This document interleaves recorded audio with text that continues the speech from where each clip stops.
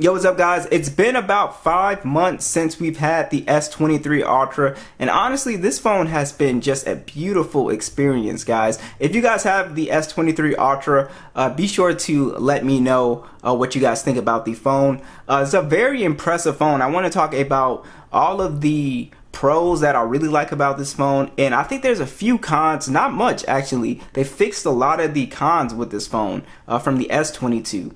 Alright, so let's go ahead and jump into it. Also, I did not get the S23 Plus yet. I did get the standard S23. If you guys still want me to pick that up, be sure to let me know. I know some of you guys were getting a little burnt out with the Galaxy videos, so let me know. We can still get that Plus because a few of you guys were interested. Now, the screen on the S23 Ultra is pretty impressive. It's a full 1440p display, and it's got these really slim bezels on it, and it's very boxy, and it looks pretty much like a small little TV. It gives you just a really beautiful experience. And also this does have a curve to it, but Samsung really did a good job at not making the curve, you know, super dramatic. This year it only curves just slightly, which I think is a really good idea because it's easier to put a screen protector on this phone now.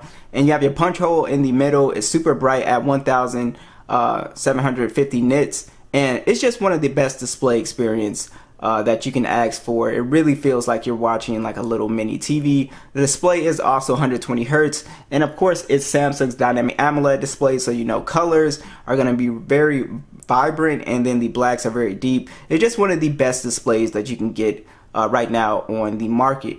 Now, if I was to have any sort of complaint with the screen, it wouldn't be so much the screen quality as it is how boxy the phone is. It's not the most comfortable phone to hold. And again, Samsung, I think the most comfortable phone recently from Samsung was the S21 Ultra, because it didn't have like this boxy shape to it where it kind of cuts into the hand.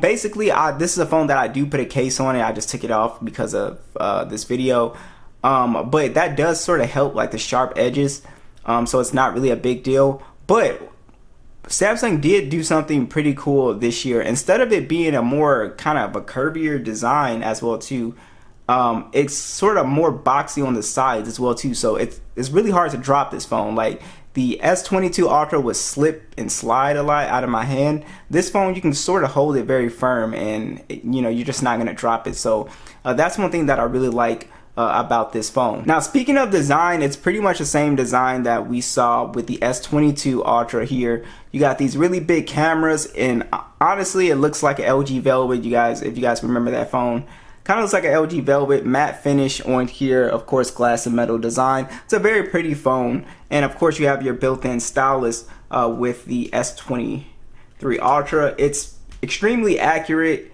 and if you're trying to get into digital artwork, it's so accurate that I've seen people on YouTube, they've done digital artwork with this thing, and it's just really impressive. And not only that, but the S Pen has so much software features that it offers as well too, as far as One UI is concerned.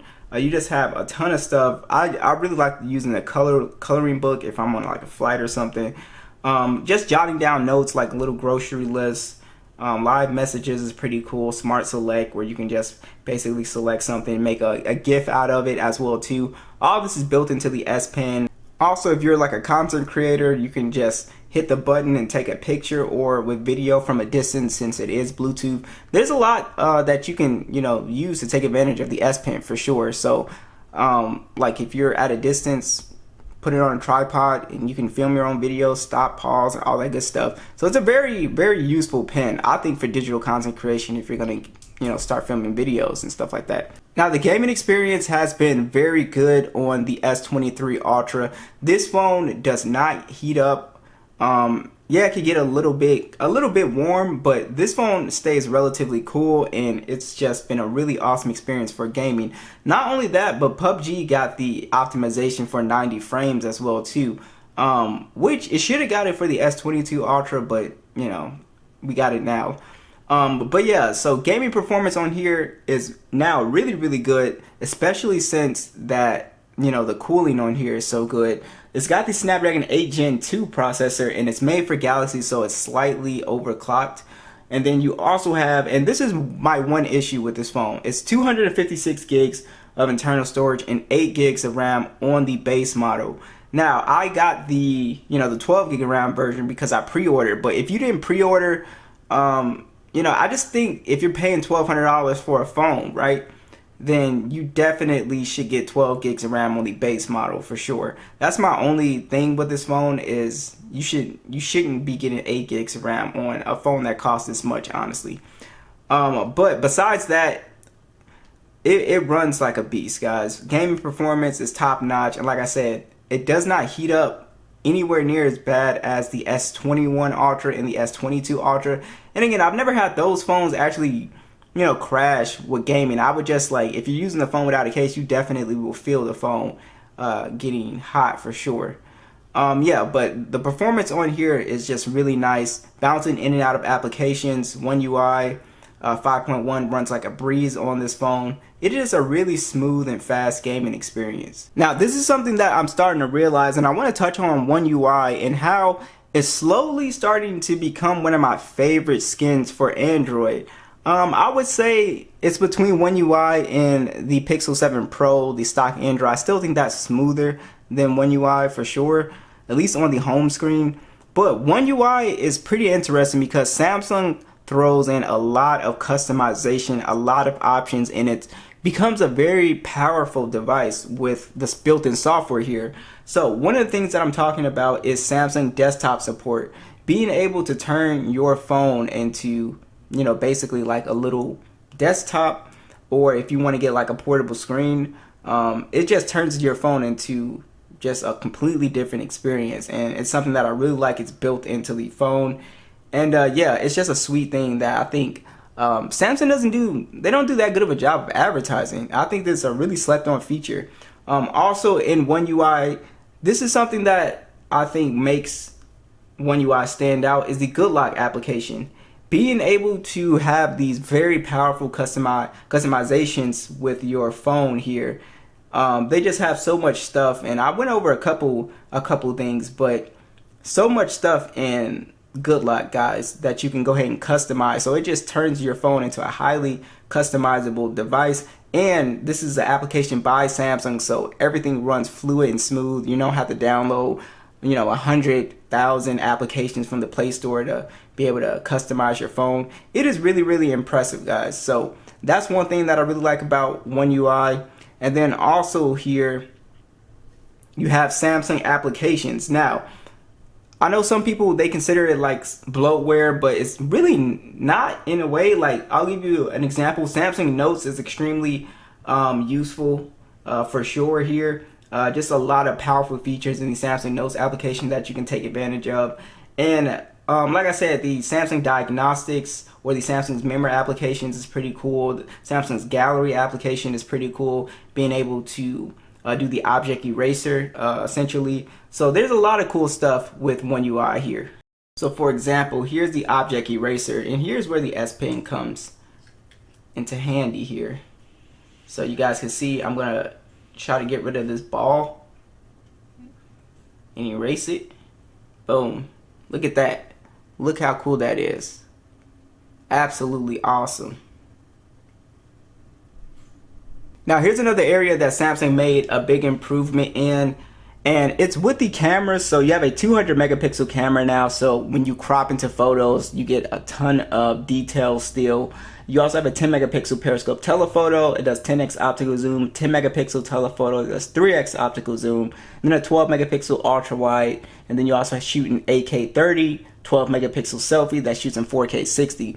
Basically the zoom shots, Samsung has been steadily improving the zoom quality on these phones, so that is really awesome. If you look at the S20 Ultra versus the S23 Ultra, you would notice a big difference in terms of the 10 times, 30 times, and even 100 times zoom shots. So Samsung has been steadily improving, and it looks really, really good. Also, they actually fixed the super steady. If you guys saw my shorts that I did, the super steady quality is really good. So if you're taking a video and you're going to be like moving around a lot, or you're at a sporting event or something like that, this phone does an excellent job with the super steady. So it's I think it's better than the iPhone's action mode. So yeah, I think they did a really good improvement there. But Samsung, you know, photo quality has always been really good. It does a really good job giving you bright, vibrant photos, very detailed, good high dynamic range. The portrait mode on the S23 Ultra is pretty good as well too. And overall, it's just an impressive camera. Night shots are very good on here as well. And you can get the really cool 100 times zoom. Like I said, really excellent video as well too on here. You can honestly use this to start like a YouTube channel or a TikTok or something like that, and it'll definitely look good. So I think the cameras on here are definitely top notch. One of the biggest improvements that Samsung made was actually to the speaker quality. So the S22 Ultra, honestly, that was my biggest complaint with the speaker quality. Was actually, I thought it was pretty bad actually compared to other phones on the market, but they really improved it here.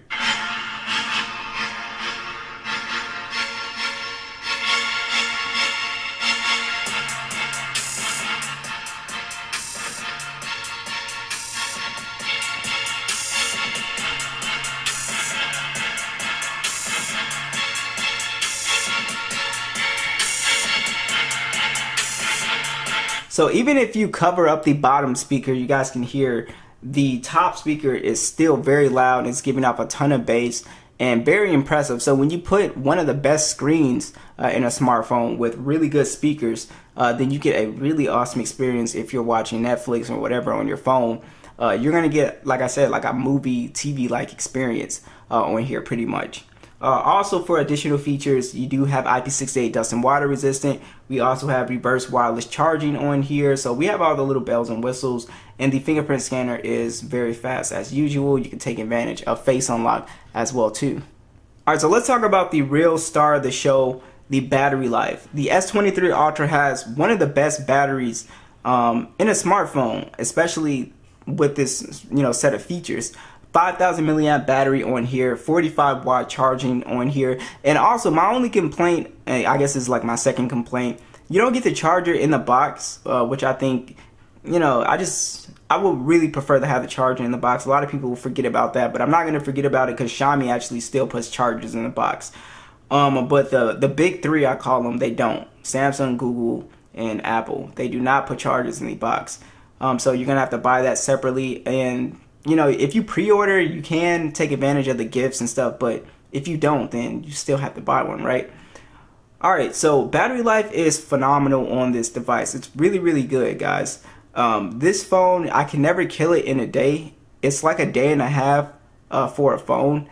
Typically, at the end of days, I'm sitting somewhere around like 30%.